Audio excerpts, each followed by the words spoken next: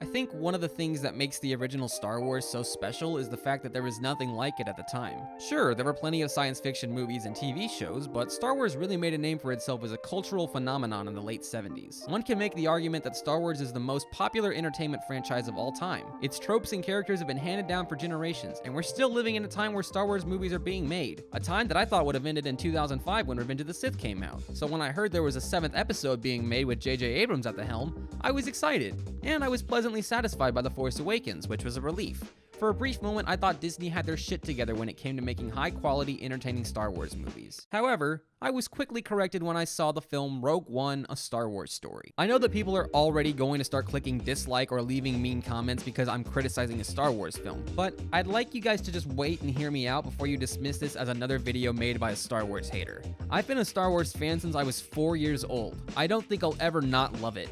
But if there were ever a movie to make me grow up a bit and realize times have changed, it's Rogue One. And yes, I'm aware that the prequels are service-level entertainment with poorly written dialogue and stories, but those movies captured my imagination as a kid because of all the dynamic action and larger-than-life visual effects. And I don't think I'm the only one.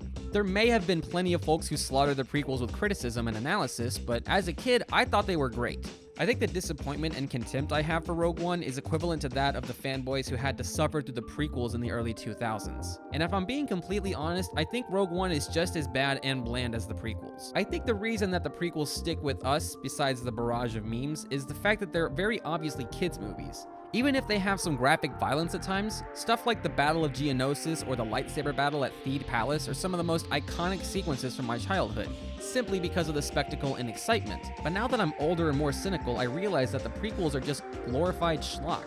And with that realization, the movies start to lose their magic, to the point where now it doesn't seem like Disney is really even interested in making an exciting or unique story, and instead have to rely on past references and connections in order to get general audiences excited. It seems like Rogue One took a simple, pointless story, added a bunch of elements that make up a Star Wars movie, and then went way too far with the fan service, to the point where they reshot a majority of the movie and ended up with an overbloated fan film that's devoid of any emotional attachment or intrigue. That's why this video is called Rogue One: A Star Wars Product, because that's all it really is.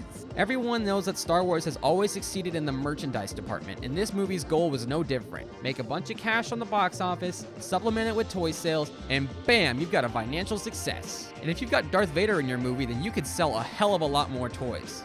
Disney has always been the most whorish entertainment conglomerate in the world, so what else could we really expect? Regardless of all of that, besides making a profit, this movie should not exist. The entire basis for the plot isn't even really enough to justify making an entire movie based around it.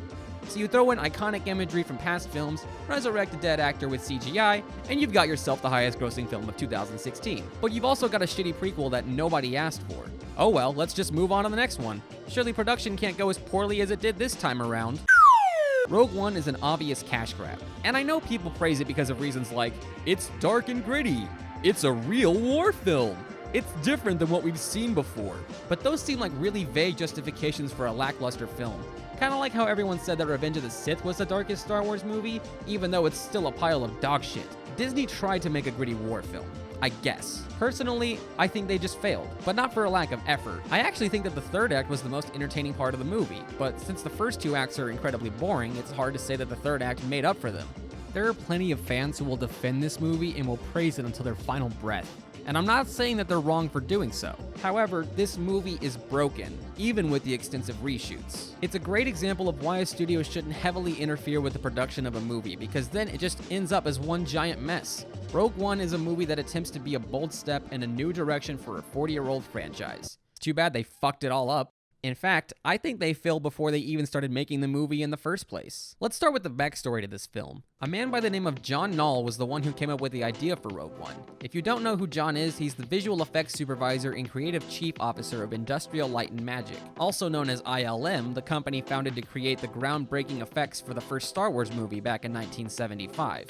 He also invented Photoshop with his brother Thomas, so when it comes to computer graphics and imagery, it's safe to say that this guy's an expert. But it begs the question of why the guy who was responsible for CGI Yoda and all the digital touch-ups in the special editions of the original trilogy even decided to pitch an idea for a spin-off movie to Disney. You'd think that such a genius of his craft could come up with a better idea than, "Duh, how did the rebels get the plans to the Death Star in the first Star Wars movie?" Such a simplistic idea does not deserve to be made into a $200 million movie. Like, who actually gives a shit how the rebels got the plans? That's not the point. The point is they blow up the Death Star and save the day. And that's not a spoiler because the movie came out 41 years ago. That Kathleen Kennedy must have thought that John's idea was the best one ever because they made it into a movie. Look at how that turned out.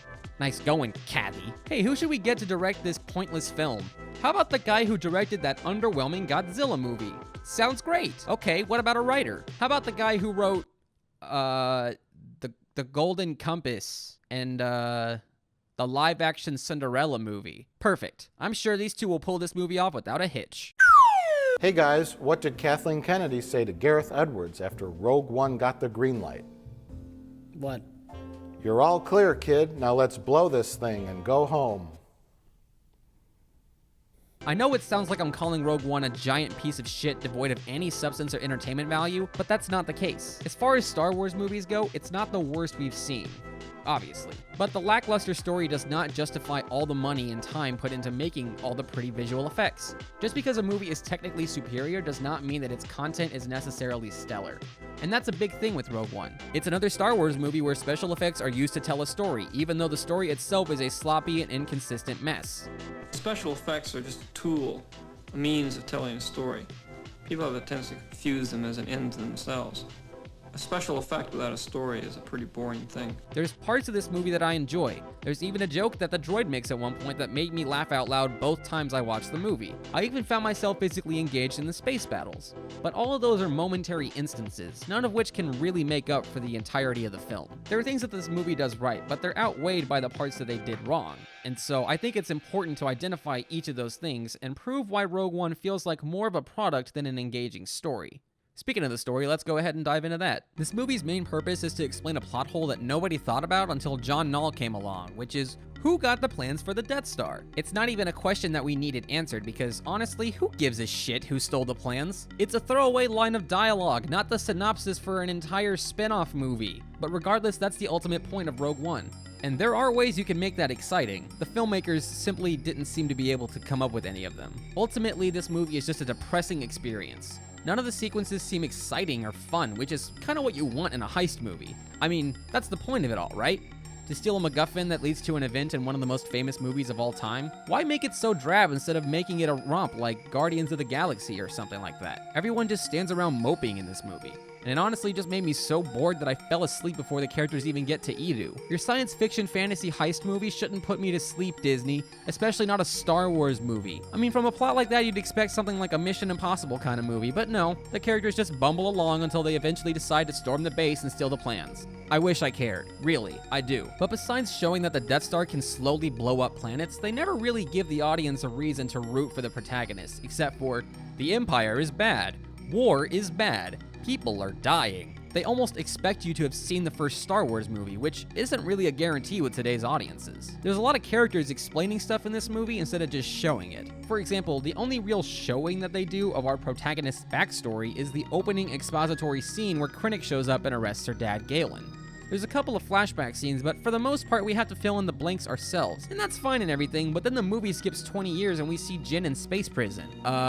Did you guys forget to film part of the movie? Could there at least be an opening title sequence where we show Jyn in a montage of her fighting with Saw Gerrera against the Empire? Why not schedule an extra few days in reshoots to add in some backstory? Nah, we don't need that. Just have a character list off the crime she's committed and tell us that she's a rule breaker. The opening scene is actually one of the most intriguing and entertaining scenes in the whole movie. It sets the depressive tone, and unfortunately, the movie doesn't get much better from there. So anyways, Jyn's dad gets taken in by the Empire to design them a super weapon, and Jyn's mom gets killed after she holds the Imperials at gunpoint. Nice going, dumbass. Then Jyn runs away and hides in some underground bunker, and she waits there until Forrest Whitaker's character shows up. I should call him Saw since that's his name in the movie, but honestly, I'm just gonna keep thinking it's Forrest Whitaker the whole time. so I guess that Mads Mikkelsen and Forrest Whitaker are homies. Hey, maybe we could see some interesting adventures that Jin and Saw go on. Nope, they just shout them at each other. I was 16. I was protecting you. You dumped me. You were the daughter of an Imperial science officer. Whatever. Also, this is just a side note, but why would they cast Mads Mikkelsen and only give him like 3 scenes? He's an incredibly talented actor, and he deserves way better than this schlock. Forrest Whitaker has just about as much screen time as Mads, and it also makes me wonder why he's in the movie. Was it just stunt casting? A celebrity to entice people to see the movie? One of the appeals of the original Star Wars is how they didn't use many famous actors, instead focusing on unknowns. Alec Guinness is an obvious exception to this, but you get the point. All I can think about in these scenes is, hey look, it's Forrest Whitaker. Hey look, Forrest Whitaker has a robot leg. Hey look, Forrest Whitaker is acting. Oh, now he's dead.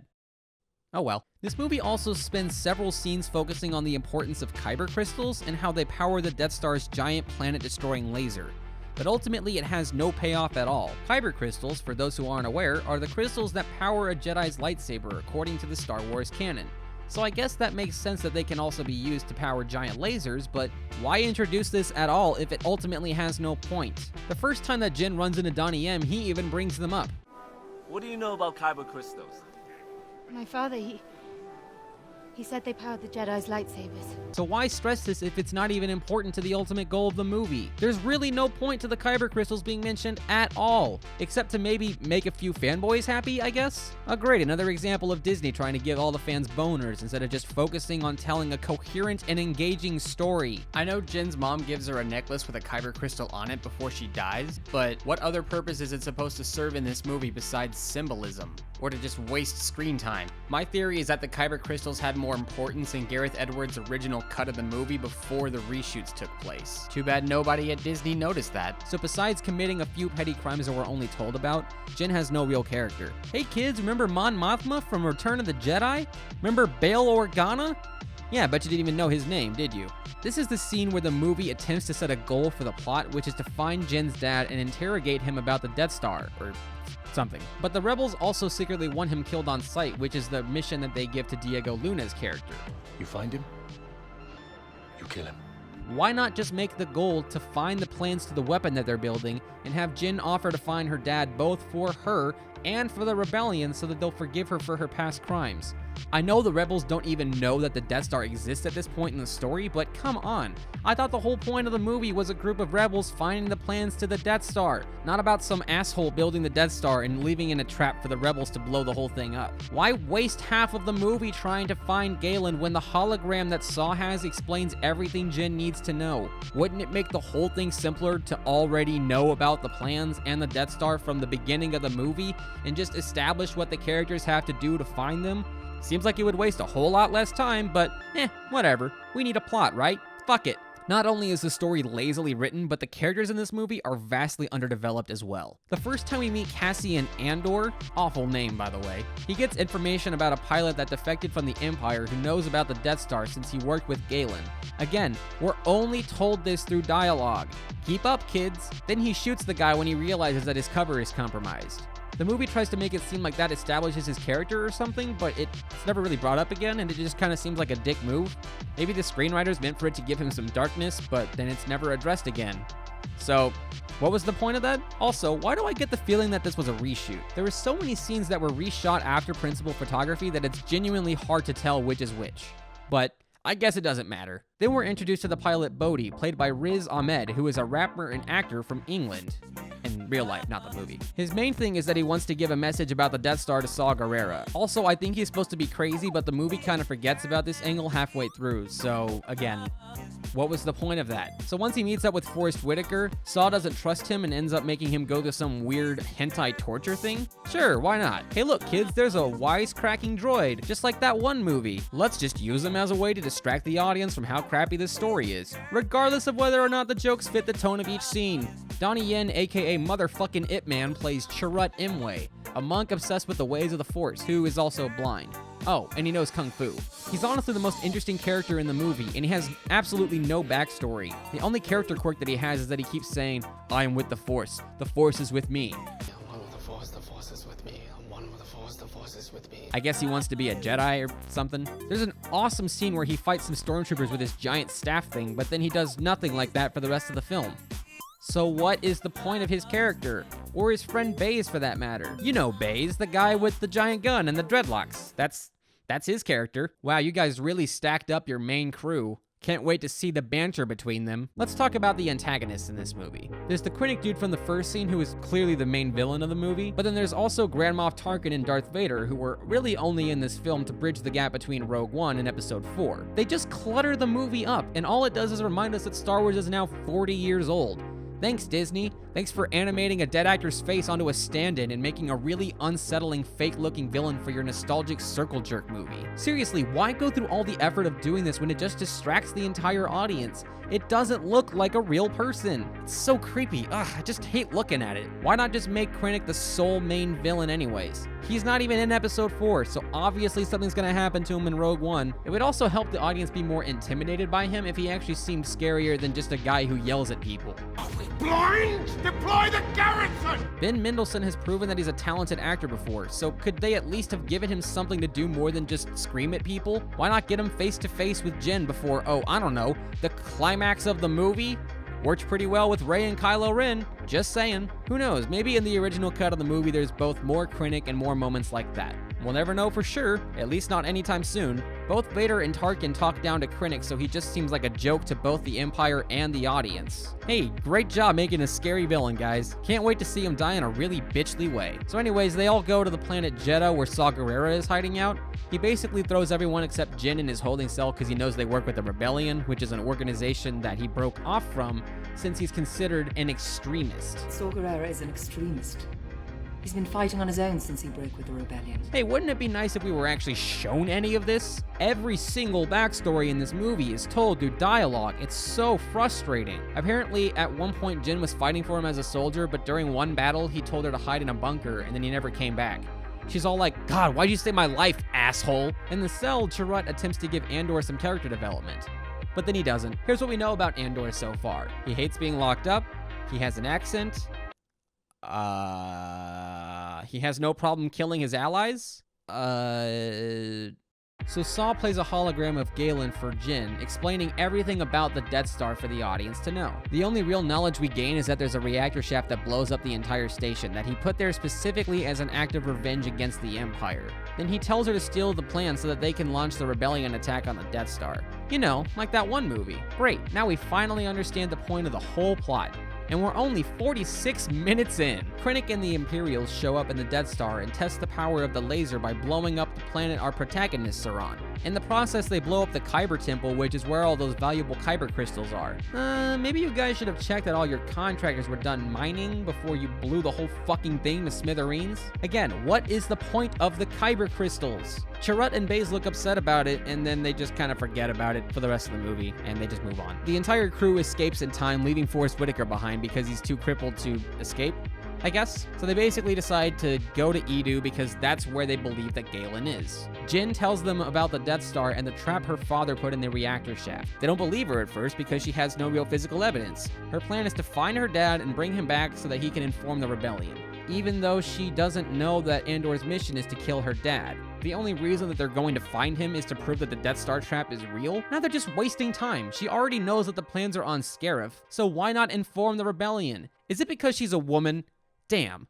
Even in a galaxy far, far away, women are being silenced. What a shame. They crashed on Edu, and in the process, their communications link with Yavin 4 is broken. So the rebels just assume the worst and send a battalion to attack Edu, because movie. Then the big white asshole tries to get Galen to reveal the identity of the defected pilot, even though that should be pretty obvious, right? The Rogue One crew shows up and tries to stop him, but before anything happens, the rebels come in and shoot the place up. An explosion gives a deadly blow to Galen, even though people survive far worse in this movie. Whatever. He doesn't offer any new information, so ultimately the whole Edu sequence was pointless. Except that he tells her, It must be destroyed. spoiler alert, they fucking do that in A New Hope. This is what should give Jyn motivation to defect from the Rebellion and get her revenge. And it seems like that's where it's going after Andor tells her that he didn't kill her dad even though he was supposed to. But in the next scene, she just forgets all about that because she gives a rallying call to bring together all the rebels to fight and steal the plans. Wait, shouldn't she be pissed off that the Rebellion just tried to kill her dad? Nope. Apparently she has amnesia and all the rebels get together and go to battle. Seriously, you couldn't include a scene where someone like Chirrut convinces her to do the right thing and fight to stop stop the Empire. Nope, she's already on board. Who needs development, right? Jimmy Smits has a scene with Mon Mothma, and he's basically like, remember Alderaan? Well, that's where I'm going, so I can go get blown up instantaneously in episode 4. Bye. Oh, by the way, there's this dude named Obi-Wan on a desert planet, so go find him, because you're gonna need his help. Gotta throw in as many connections to episode 4 as possible. Oh, speaking of which, look, it's C-3PO and R2-D2. That's not forced into the movie. It's shit like this that frustrates me. Please just stop setting up things that happen in a movie we've already seen. It's the reason why so many people hate the ending of Revenge of the Sith. They try to connect every little storyline so that when episode 4 happens, everything is in its right place. Oh, well, alrighty then. So the rebels all get on a ship and we're like, fuck the rest of the fleet, let's just go by ourselves. But some radio voice is like, hey, what's your call sign? You don't have clearance. And Bodhi's like, duh, I don't know, Rogue One. Rogue One. Fuck you, movie. The third act of Rogue One is actually pretty solid. Even though parts are obviously reshot, it's the most engaging part of the movie. But since the first 2 acts are so boring and depressing, the movie's attempt to inject some fun into it just falls flat. There's an entire space battle that really only exists to distract from the fact that the movie's main plot is stealing a hard drive to set up another movie we've already seen. I get that it's important to this movie's plot because they end up crashing 2 Star Destroyers together, and that blows up the shield that allows them to transmit the signal with the Death Star plans, but we all know why they did it. They wanted something exciting to put in the trailer. That's actually one of the cooler scenes in the movie where they crash the 2 Star Destroyers, but again, it doesn't make up for the rest of the movie. I honestly think that this third act would work better in a different film where the story progression actually made sense, and also if the dramatic stakes were just higher in general. I've got a bad feeling about it. Quiet. Oh, shut up. Hey look, they recycled footage from A New Hope. They really needed to do that. Oh no, they killed off Red 5. Hey, wasn't that Luke's call sign in A New Hope? Red 5 standing by. Guess I didn't explain it 40 years ago, so we're doing it now. Oh no, the funny robot died. Oh no, Riz MC died. Guess there's no need to establish banter between any of the crew since they were all just gonna die anyways. Gotta explain why they're not in episode 4, right? So then they break in and steal the hard drive. Hey, that was actually pretty easy. They try to escape, but then some stormtroopers and Krennic show up and shoot at them. Krennic ends up tagging Andor and Jyn starts climbing towards the roof. Once she gets to the roof, she attempts to realign the satellite so that she can send through the transmission. Then Chirrut heroically dies while trying to flip the master switch that allows the satellite to work. And his friend dies too because whatever. Man, it sure would have been awesome if Ip Man got to show off those dank martial arts skills instead of just dying like a bitch. Then Krennic shows up on the roof and tries to stop Jyn. But out of nowhere comes Andor and he just shoots him. That's it. That's the whole climax to the movie. Pretty underwhelming, right? Then the Death Star shows up and blows up the planet. Hey dumbass, that's a planet with your base on it. Didn't they steal the plans to the Death Star from a giant database? Don't you think you'd need all of that data? Nah, just blow it up, it's fine. It doesn't need to make sense, it looks cool. So do they just blow up planets when it's convenient for them? Stop killing your own people just to kill like 30 rebels. Then we get a scene of Jyn and Andor embracing on the beach. Where did this come from? Are they just doing this because they know they're about to be vaporized? There's no setup to this, they barely have any chemistry. Whoa, dude, look, it's Darth Vader! And he's got a red lightsaber! Whoa! So cool, dude!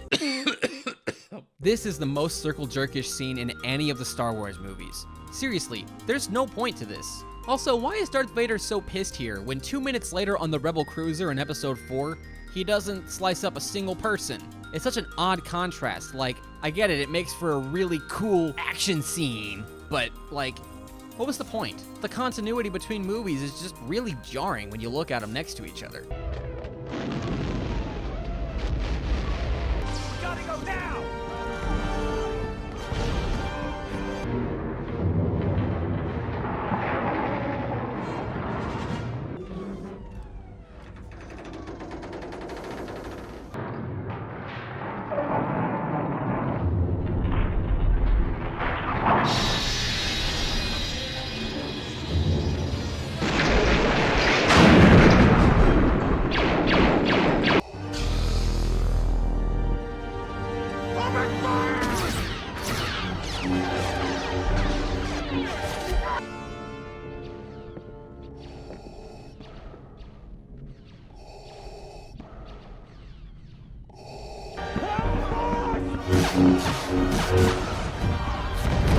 Where are those transmissions you intercepted? What have you done with those plans? We intercepted no transmissions! Then the rebels basically hand the plans to, oh god, they CGI'd Carrie Fisher into this movie too. Jesus, why do you have to keep doing this, Disney? Just because you can digitally de-age someone with CGI doesn't mean that you should. God damn, man. The end. What a terrible ending. The last 2 minutes of this movie are so forced and crammed in to make up for the underwhelming movie you just watched. Hey, let's make it so that the movies take place 30 seconds apart. Seriously? We don't need shit like this. Just show us a scene of the rebels handing the plans to Leia. I'd be okay with that. Don't just throw in some extra action scene just to get the fanboys creaming in their pants. I clapped when Darth Vader turned on his red lightsaber. Holy shit, there was a red lightsaber and he used the Force! Oh my god! Ever heard of falling action? You know, the last part of a story? There's no room for falling action at all in this movie. There's like 30 seconds of actual falling action before the credits roll. It's such a strange way to end a movie. And the connections to episode 4 are so in your face that it almost seems like Disney is trying to mock the fans who wanted to see an original story in the Star Wars universe. Instead, we get fan service out the ass until the minute the movie ends. What a wasted effort. Guess what we learned as an audience from watching this? Nothing. I mean, we learned that Disney loves money, but we already knew that. Rogue One is a Star Wars product with no intention of being coherent or fun. It only exists to fill a plot hole that nobody wanted filled. It's a complete cash grab and an entirely forgettable film. Forgettable apart from the stuff that makes me angry and full of cringe, that is. It's just a fan service-filled nostalgia fest that fails to tell an entertaining original story filled with sympathetic and engaging characters. I know Star Wars is just supposed to be fun science fiction action, but when you take all the fun out of Star Wars, then you're left with this drab and depressing shit. I didn't enjoy myself while watching Rogue One at all. I left the theater depressed and angry, not just as a Star Wars fan, but as a lover of cinema. Rogue One tries to compensate for its lack of substance with over-stylized visual effects and cinematography. But what was the point, besides making money? There are much richer stories that can be told in the Star Wars universe. As limited as it may be, there's some pretty cool stuff going on in the other parts of the galaxy. Rogue One is a complete misfire, and I really hope that the Han Solo movie sucks, so that it teaches Disney not to interfere with the production of their films. Just let them make the damn movie, and if it's bad, learn from your mistakes and move on. It's why movies like Suicide Squad turn out so messy and shitty. Let the filmmakers make the film, not the corporate board members. I know Disney spent $4 billion on acquiring the Star Wars franchise, but you'd think their efforts to make great movies wouldn't be so misguided and sloppy. I wanted Rogue One to be great. I did. The sad reality is that it just isn't. If you like the movie, then Papa bless. Enjoy this movie all you can. For those of us who want more from our $200 million science fiction movies, I guess we're just screwed. Enjoy watching one of these things every year until we die. Try harder, Disney. Or just be more confident in your movies and let the filmmakers do their jobs. Oh, and by the way, can you please cast Ewan McGregor in the Solo Obi-Wan movie or just not make it at all? It's really a no-brainer. And now, if you'll excuse me, I have to get back to spending my time as a mature adult.